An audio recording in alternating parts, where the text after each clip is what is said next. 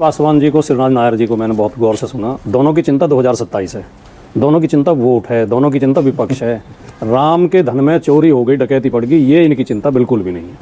गुरुप्रकाश पासवान इस बात पर बहुत प्रसन्न और बहुत गौरवान्वित हैं कि 15 सदस्यों में एक अनुसूचित जाति का भी है, लेकिन इस बात का जवाब शायद उनके पास नहीं होगा कि ओबीसी एक भी नहीं है। जो 65% आबादी है देश की, और जो राम मंदिर आंदोलन के सारे अगुवा चेहरे ओबीसी थे, लेके कल्याण सिंह, विनय कटियार, उमा भारती, रितंबरा, साक्षी महाराज, साध्वी प्राची, सारे ओबीसी चेहरे थे। और जब मंदिर ट्रस्ट बना तो एक भी ओबीसी आपने लेने लायक नहीं समझा। शिवराज नायर ने कहा कि 2027 में मुंह की खाएंगे। अगर आप इनसे कोई राजनीतिक सवाल पूछने लगो उत्तर प्रदेश सरकार की विफलता पे, तो तुरंत कहेंगे कि हम राजनीतिक संगठन नहीं है, हम तो धार्मिक संगठन है। विश्व हिंदू परिषद का राजनीति से क्या लेना देना। अब जब चंदे पे सवाल पूछे जा रहे हैं तो सारी बात राजनीतिक करेंगे। कह रहे हैं सनसनीखेज मत बनाओ।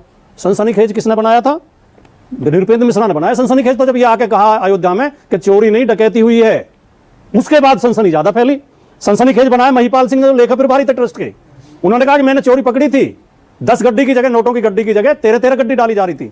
मैंने चंपत राय से शिकायत की तो मुझे नौकरी से हटा दिया गया।